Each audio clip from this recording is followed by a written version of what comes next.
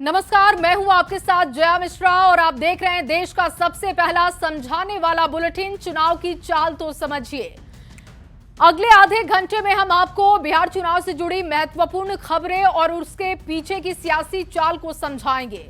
अगर सीधे शब्दों में कहें तो खबर के अंदर की खबर और उस खबर का क्या होगा असर, अगले आधे घंटे में आपके सामने रखेंगे। शुरुआत करेंगे 4 बड़ी खबरों के साथ। निर्वाचन आयोग को किस पार्टी ने दिया क्या सुझाव, ये आपके सामने रखेंगे, विस्तार से आपको समझाएंगे। देखिए, मैनिफेस्टो के लिए लोगों से सुझाव क्यों मांग रही है बीजेपी, ये चुनावी चाल भी आपके सामने रखेंगे। कितने सीटों पर जनसुराज की तरफ से उम्मीदवार उतारे जाएंगे, ये खबर भी विस्तार से आपके सामने रखेंगे। और इसके बाद मोदी नीतीश के तोहफे से किसको लग रहा है डर, इसके मायने भी आपको समझाएंगे। और चलिए, सबसे पहले खबरों में बात करेंगे राजनीतिक दलों के साथ निर्वाचन आयोग की जो बैठक हुई है उसको लेकर बात करेंगे। पटना में राजनीतिक दलों के प्रतिनिधियों के साथ निर्वाचन आयोग की टीम ने बैठक की है और बैठक में 12 पार्टियों के प्रतिनिधि शामिल हुए। ज्यादातर पार्टियों ने कम से कम चरण में चुनाव कराने की मांग उठाई है। आपको ये रिपोर्ट दिखाते हैं।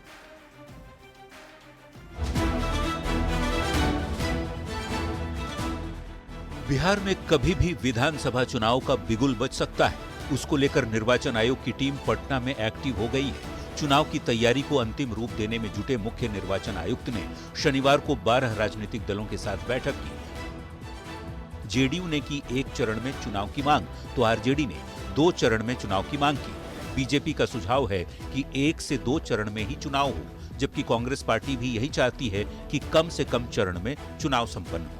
हम लोगों ने एक फेज के लिए सुझाव दिया है कि एक फेज में चुनाव बिहार में हो। भारतीय जनता पार्टी ने चुनाव प्रक्रिया को लंबा नहीं खींचने की बात कही है और कम से कम चरणों में कराने का सुझाव दिया है। साथ ही छठ पर्व के तुरंत बाद चुनाव के लिए वोटिंग की भी मांग की है, ताकि छठ पर्व के दौरान बाहर से आने वाले मतदाताओं को वोट डालने की सुविधा मिल सके। मतदान है वो 1 से 2 फेज में 2 फेज तक में करवा लिया जाए। साथ ही मतदान केंद्रों पर बुर्का पहनने वाली महिलाओं के चेहरों का मिलान उनके वोटर आई कार्ड से कराने की मांग की गई है, ताकि केवल योग्य और सही मतदाता ही वोट डाल सके। वहीं बैठक में आरजेडी ने एसआईआर के मुद्दे को भी उठाया और निर्वाचन आयोग से वोटर लिस्ट रिवीजन में काटे गए नामों की जानकारी मांगी। साथ ही एक परिवार एक बूथ की भी मांग की गई। राजनीतिक दलों के सुझाव पर निर्वाचन आयोग की ओर से पारदर्शी निष्पक्ष चुनाव कराने की बात कही गई। अब हर किसी को इस बात का इंतजार है कि आयोग बिहार चुनाव की तारीखों का ऐलान कब करता है और कितने चरण में चुनाव होता है। पटना संवाददाता रवि एस नारायण और धर्मेंद्र के साथ ब्यूरो रिपोर्ट, न्यूज़ 18। तो बिहार चुनाव को लेकर निर्वाचन आयोग की टीम ने पटना में राजनीतिक दलों के प्रतिनिधियों के साथ बैठक की। बैठक में 12 पार्टियों के प्रतिनिधि पहुंचे थे, जिन्होंने अपनी बात रखी है। ये कौन कौन सी पार्टियां थी, अब आपके सामने ग्राफिक्स के जरिए रख रहे हैं। देखिए, इन 12 पार्टियों में शामिल है बीजेपी, कांग्रेस, जेडीयू, आरजेडी, आप, BSP, CPIML, CPM, LJP-RB, RLJP, इसके साथ ही एनपीपी और आरएलएसपी, ये पार्टियां पहुंची हुई थी निर्वाचन आयोग के साथ मीटिंग करने के लिए। बैठक का न्योता 3 पार्टियों को नहीं था। ये पार्टियां हैं जीतन राम मांझी की हम और मुकेश सहनी की वीआईपी और इसके साथ ही उपेंद्र कुशवाहा की पार्टी आरएलएम। ये 3 पार्टियां वहां नहीं पहुंची थी। इसके मायने भी अब समझ लीजिए। देखिए, दरअसल इन तीनों पार्टियों को राज्य पार्टी का न्योता नहीं है, जिसकी वजह से इन्हें बैठक में नहीं बुलाया गया। खैर, आगे बढ़ते हैं और जानते हैं कि किस पार्टी ने कितने चरण में चुनाव कराने का सुझाव दिया। आपको बता दें कि जेडीयू की तरफ से 1 चरण में मतदान कराने का सुझाव दिया गया। बीजेपी की तरफ से 1 या 2 फेज में मतदान कराने की सलाह दी गई है। जबकि आरजेडी की बात हो तो आरजेडी का भी मानना है कि 2 चरण में बिहार का चुनाव संपन्न होना चाहिए। कांग्रेस ने भी सुझाव दिया कि कम से कम चरण में मतदान कराया जाए। अब जबकि बात हो रही है कि कितने चरण में मतदान होंगे, तो ऐसे में जानना जरूरी है कि पहले कब कब कितने चरण में चुनाव हुए हैं। तो देखिए, सबसे पहले आंकड़े आपके सामने 2010 की रखे हैं हमने। 2010 की बात करें तो 2010 में चुनाव का ऐलान 27 सितंबर को हुआ था। तब 6 चरण में मतदान हुए और 24 नवंबर को रिजल्ट आए थे। अब बात 2015 की करते हैं। 2015 के आंकड़े आपके सामने रख रहे हैं। 2015 में 16 सितंबर को चुनाव का ऐलान हुआ था। 5 चरण में चुनाव संपन्न हुए थे और 8 नवंबर को नतीजे घोषित हुए थे। आंकड़े 2020 के अब आपके सामने रखने जा रहे हैं। 25 सितंबर को चुनाव का ऐलान हुआ था। 3 चरण में मतदान हुआ और 10 नवंबर को चुनाव के नतीजे आए थे।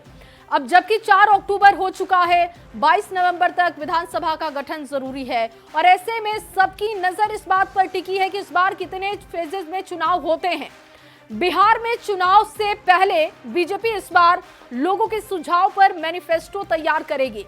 बीजेपी घोषणा पत्र के लिए 5 अक्टूबर से लेकर 20 अक्टूबर तक अभियान चलाएगी। सबसे पहले रिपोर्ट देखिए और उसके बाद चुनाव की चाल को विस्तार से समझाएंगे।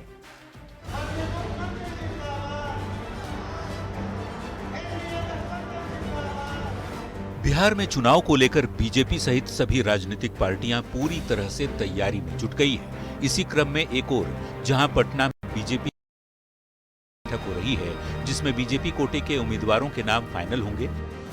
दूसरी ओर बीजेपी इस बार लोगों के सुझाव पर मैनिफेस्टो तैयार करने जा रही है, जिसकी जानकारी बीजेपी मैनिफेस्टो कमेटी की बैठक के बाद मंत्री प्रेम कुमार ने दी। एक अभियान हमारा है, घर घर जनसंपर्क अभियान। जाकर अभियान जब शुरू करने जा रहे हैं, कल यहाँ से हम सब रवाना करेंगे एलईडी रथ को। हमारे माननीय अध्यक्ष जी, माननीय मुख्यमंत्री जी के कुशल नेतृत्व में कल रवाना किया जाएगा। बीजेपी घोषणा पत्र के लिए 5 अक्टूबर से 20 अक्टूबर तक अभियान चलाएगी। बिहार भर में 1 करोड़ लोगों तक पहुंचकर घोषणा पत्र के जरिए सलाह लिया जाएगा। लोग अपने सुझाव मिस्ड कॉल, पत्र और फोन कर दे सकते हैं। साथ ही बिहार भर में रविवार से एलईडी चुनाव रथ रवाना किया जाएगा। 11-12 अक्टूबर को बीजेपी सदस्य हर घर पहुंचेंगे। सभी 38 जिला केंद्रों पर 3000 पेटी रखी जाएगी। हर चौक चौराहा पर क्यूआर कोड लगाया जाएगा। क्यूआर कोड के जरिए भी लोग सुझाव दे सकते हैं। घोषणा पत्र के लिए बीजेपी वेबसाइट लॉन्च करेगी। वेबसाइट पर जाकर लोग अपना सुझाव दे सकते हैं। सुझाव के लिए नया व्हाट्सएप नंबर भी जारी होगा। 8980243243 नंबर पर भी लोग सुझाव दे सकते हैं। न्यूज़ 18 के लिए पटना से रवि एस नारायण के साथ ब्यूरो रिपोर्ट। और चलिए अब आपको चुनाव की चाल समझा देते हैं। आइए सबसे पहले मैनिफेस्टो को समझते हैं। दरअसल मैनिफेस्टो यानी कि घोषणा पत्र, जिसमें राजनीतिक सरकार बनने पर क्या करेंगे इस बात का लेखा जोखा होता है। अब आपको चुनाव की चाल और विस्तार से समझाते हैं। मैनिफेस्टो के लिए लोगों से कैसे सुझाव मांग रही है बीजेपी, ये भी समझ लीजिए। देखिए, 1 करोड़ लोगों तक पहुंचकर सलाह बीजेपी लेगी। इसके लिए 38 जिला केंद्रों पर 3000 पेटियां रखी जाएंगी। हर चौक चौराहों पर क्यूआर कोड बीजेपी लगाएगी। इसके साथ ही घोषणा पत्र के लिए बीजेपी वेबसाइट भी लॉन्च करने जा रही है। सुझाव के लिए बीजेपी ने एक नया व्हाट्सएप नंबर भी जारी करने का प्रस्ताव दिया है और ये नंबर क्या होगा ये आपके सामने रख रहे हैं। देखिए, ये नंबर होगा 8980243243। इस नंबर पर भी लोग सुझाव दे सकते हैं। लोगों के सुझाव से मैनिफेस्टो क्यों बना रही है बीजेपी, अब ये भी समझ लीजिए। मैनिफेस्टो के लिए लोगों से सुझाव बीजेपी मांग रही है। लोगों तक पहुंचने का इसी बहाने मौका भी बीजेपी को मिलेगा। घर घर पहुंचकर बीजेपी आसानी से अपनी बात रख सकेगी। लोगों के सुझाव से जमीनी हकीकत भी पता चलेगी। सुझाव से पता चलेगा कि आखिर लोग पार्टियों से चाहते क्या हैं, क्योंकि मौजूदा सरकार बेहतर काम कर रही है, लेकिन आगे और कैसा काम होना चाहिए, इसको लेकर लोग सुझाव दे सकते हैं। अब बात पीके की पार्टी की करेंगे। जनसुराज पार्टी 9 अक्टूबर को बिहार विधानसभा चुनाव के लिए पार्टी उम्मीदवारों की पहली लिस्ट जारी करेगी। माना जा रहा है कि 100 सीटों पर उम्मीदवारों के नाम का ऐलान हो सकता है। ये रिपोर्ट देखिए।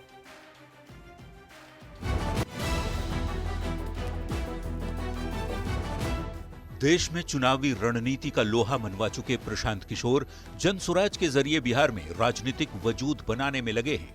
जनसुराज पार्टी 9 अक्टूबर को बिहार विधानसभा चुनाव के लिए पार्टी उम्मीदवारों की पहली लिस्ट जारी करेगी। 100 सीट पर उम्मीदवारों की घोषणा कर सकता है जनसुराज। पार्टी के संस्थापक प्रशांत किशोर ने अपनी यात्रा के बाद अपने कार्यकर्ताओं को संबोधित करते हुए कहा कि हमारी 1 साल की यात्रा ईमानदार रही। मेरे पास जितनी बुद्धि और शक्ति है सब इस प्रयास में लगाएंगे। हम लोग की यात्रा शानदार रही या न रही, पिछले 1 साल यात्रा ईमानदार जरूर रही है। वहीं पार्टी के राष्ट्रीय अध्यक्ष उदय सिंह ने कहा कि पिछले साल 2 अक्टूबर को अस्तित्व में आई एक पार्टी ने 1 साल में ही ऐसी मजबूत व्यवस्था खड़ी कर दी है कि प्रशांत किशोर की चर्चा देश ही नहीं विदेश में भी हो रही है। के लोग ही नहीं, विश्व के लोग इस बिहार पर नजर बनाए बैठे हैं कि कोई ऐसा भी प्रयास हो सकता है क्या। 2024 में हुए 4 सीटों के उपचुनाव प्रशांत किशोर और उनकी पार्टी के लिए बहुत अच्छे नहीं रहे। प्रशांत किशोर की पार्टी उपचुनाव की 4 सीटें हार गई। जनसुराज का कोई भी उम्मीदवार दूसरे स्थान पर भी नहीं रहा। देखना होगा 2025 प्रशांत किशोर के राजनीतिक भविष्य के लिए कैसा साबित होता है। न्यूज़ 18 के लिए पटना से आनंद अमृतराज के साथ ब्यूरो रिपोर्ट। और चलिए रिपोर्ट देखने के बाद चुनाव की चाल को समझते हैं। प्रशांत किशोर देश के सफल चुनावी रणनीतिकार रहे हैं। फिलहाल वो राजनीतिक दलों के लिए चुनाव रणनीति बनाने का काम छोड़ चुके हैं। बिहार में राजनीतिक भविष्य वो तलाश रहे हैं। पीके ने जनसुराज के नाम से पार्टी तैयार की। 2024 में 4 सीटों पर जनसुराज पार्टी ने चुनाव भी लड़ा।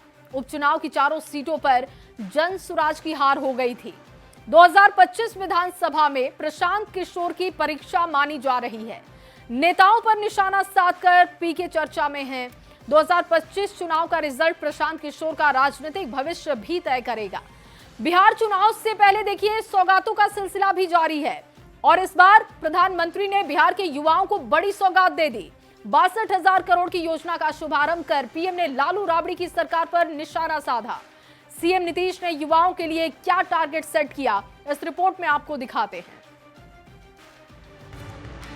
बिहार चुनाव से पहले योजनाओं की बरसात का सिलसिला शनिवार को भी जारी रहा, जब प्रधानमंत्री नरेंद्र मोदी ने दिल्ली से बिहार के युवाओं को बड़ी सौगात दी और लगभग 62,000 करोड़ रुपए की योजनाओं की आधारशिला रखी। विज्ञान भवन में पीएम ने सेतु योजना का शुभारंभ किया। युवा संवाद में प्रधानमंत्री ने सीएम नीतीश की कई उपलब्धियों को गिनाया कि 2-2.5 दशक पहले बिहार में शिक्षा व्यवस्था किस तरह तबाह थी। प्रधानमंत्री मोदी ने बिहार के स्नातक पास युवाओं को भी बड़ी सौगात दी और मुख्यमंत्री निश्चय स्वयं सहायता भत्ता योजना की शुरुआत की, जिसके तहत 2 साल तक हर महीने 1,000 रुपये प्रतियोगिता परीक्षा की तैयारी के लिए भत्ता के रूप में छात्र छात्राओं को दिया जाएगा। बिहार के करीब 5 लाख युवाओं को इसका लाभ मिलेगा। मौका बड़ा था तो सीएम नीतीश ने भी 5 साल में 50 लाख से ज्यादा नौकरी और रोजगार देने की उपलब्धि भी गिना दी और ये भी वादा किया कि अगले 5 साल में 1 करोड़ के टारगेट को पूरा करना है। और अब ये तय कर दिया गया है हम लोगों के द्वारा कि अगले 5 वर्षों में 1 करोड़ युवाओं को नौकरी रोजगार दिया जाएगा। बिहार सरकार का फोकस महिलाओं के बाद युवाओं पर है। नेता प्रतिपक्ष तेजस्वी यादव भी पढ़ाई लिखाई को बड़ा मुद्दा बताते हुए कलम बांट रहे हैं। देखना ये दिलचस्प होगा कि इसमें किसे कितना फायदा होता है। पटना संवाददाता आनंद अमृतराज के साथ ब्यूरो रिपोर्ट, न्यूज़ 18। और चलिए अब चुनाव की चाल तो समझिए। मोदी नीतीश के तोहफे से किसको डर लग रहा है, सवाल ये बहुत बड़ा है। दरअसल मोदी नीतीश की जोड़ी लोगों को लगातार तोहफे दे रही है। एक के बाद एक योजनाएं लॉन्च हो रही है। केंद्र और नीतीश सरकार का सबसे ज्यादा फोकस युवा वर्ग और महिलाओं पर ही है। कैसे, वो भी समझ लीजिए। देखिए 26 सितंबर को बिहार की नारी से शक्ति संवाद हुआ था और मुख्यमंत्री महिला रोजगार योजना का शुभारंभ किया गया, जिसके तहत 75 लाख महिलाओं को रोजगार के लिए 10-10 हजार रुपए दिए गए। वहीं 4 अक्टूबर को बिहार के युवाओं से प्रधानमंत्री मोदी ने संवाद किया। युवाओं के लिए 62,000 करोड़ की योजनाओं की शुरुआत कर दी। यानी सिर्फ महिलाओं को रोजगार के लिए मोदी नीतीश सरकार ने 1 करोड़ महिलाओं को 10-10 हजार रुपए की योजना पर 10,000 करोड़ रुपए खर्च कर दिए। अब देखिए युवाओं को भी लगातार मौका दिया जा रहा है, उनको भी तोहफा दिया जा रहा है। चुनाव की चाल अब समझिए। देखिए मोदी नीतीश के तोहफे से किसको डर है, ये सबसे अहम सवाल। मोदी नीतीश की सौगातों से कितना पलटेगा ये चुनाव, ये भी बहुत अहम जानना है। बेरोजगारों को 1,000 दिलाएगा एनडीए को वोट, महिलाओं को 10,000 की सौगात दिलाएगी क्या बड़ी जीत, ये तमाम अहम सवाल हैं। चुनावी प्रदेश बिहार में सियासत लगातार की जा रही है। जननायक पर अब बिहार की सियासत सुलग उठी है। आज पीएम मोदी ने युवाओं के संग दिल्ली से वर्चुअली संवाद किया है और इस दौरान प्रधानमंत्री मोदी के निशाने पर कांग्रेस और आरजेडी रही। पीएम मोदी ने बिहार को सावधान किया और जननायक पद की कुछ लोग चोरी कर रहे हैं ये बयान दिया, जिस पर कांग्रेस और आरजेडी भड़क उठी है। ये रिपोर्ट आपको दिखाते हैं और फिर विस्तार से चुनाव की चाल समझाएंगे। ये जननायक पद कर्पूरी ठाकुर से ही शोभायमान है। आजकल लोग ये जननायक की भी चोरी करने में लगे हैं। बिहार में वोटर अधिकार यात्रा के दौरान कांग्रेस सांसद राहुल गांधी को उनकी पार्टी ने बार बार जननायक क्या बताया, इस पर सियासी बहस छिड़ गई। पहले बीजेपी और जेडीयू ने राहुल गांधी को जननायक कहे जाने का विरोध किया और अब प्रधानमंत्री नरेंद्र मोदी ने जननायक पर सियासी संग्राम छेड़ दिया है। पीएम सेतु योजना की लॉन्चिंग में पीएम मोदी ने बिहार के लोगों को सावधान करते हुए ये निशाना साधा कि कुछ लोग जननायक पद चोरी करने में लगे। आजकल लोग ये जननायक की भी चोरी करने में लगे हैं और इसलिए बिहार के लोगों से मैं जागरूक रहने का आग्रह करूंगा। इसी टाइटल को चोरी करने का आरोप पीएम मोदी बिना नाम लिए विपक्ष के नेताओं पर लगा रहे हैं, जिस पर कांग्रेस ने पलटवार किया कि पीएम को दर्द इसलिए है क्योंकि उनको किसी ने कभी जननायक नहीं कहा। लोग उन्हें खुशी खुशी जननायक बुला रहे हैं तो इनको पेट में दर्द हो रहा है, क्योंकि इनको लोगों ने आज तक तो इस सब से संबोधन किया नहीं। बिहार से शुरू हुई जननायक पर सियासी जंग ने पीएम के बयान के बाद एक नया मोड़ ले लिया है। बिहार की राजनीति में फिर से एक नई बहस छिड़ गई है। पटना संवाददाता विनीता मिश्रा और आनंद अमृतराज के साथ ब्यूरो रिपोर्ट, न्यूज़ 18। और चलिए अब चुनाव की चाल तो समझिए। जननायक पर आखिर सियासी जंग क्यों छिड़ी है, ये अब आपको बता देते हैं। जननायक का मतलब होता है जनता का नायक, यानी कि जो जनहित के कार्यों और लोकप्रियता के कारण जनता का प्रिय हो जाता है। बिहार ही नहीं, पूरे देश में सिर्फ एक व्यक्ति को जननायक की उपाधि प्राप्त है और वो हैं बिहार के पूर्व मुख्यमंत्री कर्पूरी ठाकुर। अब समझिए कि कर्पूरी ठाकुर को जननायक क्यों कहा जाता है। ईमानदारी और साहसिक फैसलों के लिए उन्हें जाना जाता है। पिछड़े वर्गों को मुख्य धारा से जोड़ने का उन्होंने काम किया, जिस वजह से उनकी लोकप्रियता बढ़ी। इसके साथ ही आपको बता दें कि लगातार जिस तरीके से सोशल मीडिया पर एक जंग छिड़ी है, राहुल गांधी के लिए जननायक शब्द लिखा गया, सोशल मीडिया पर जननायक लिखकर प्रचारित किया जाने लगा। जननायक कहकर राहुल गांधी का महिमा मंडन होने लगा। बीजेपी ने राहुल गांधी पर टाइटल चोरी करने का आरोप लगा दिया। जननायक पद की चोरी हो रही है। प्रधानमंत्री मोदी ने युवाओं से संवाद करते हुए ये बात रखी। क्या किसी को यूं ही जननायक कहा जा सकता है, ये सवाल भी उन्होंने युवाओं के सामने रखी है। फिलहाल इस बुलेटिन में बस इतना ही। आप बने रहिए न्यूज़ 18 बिहार झारखंड के साथ।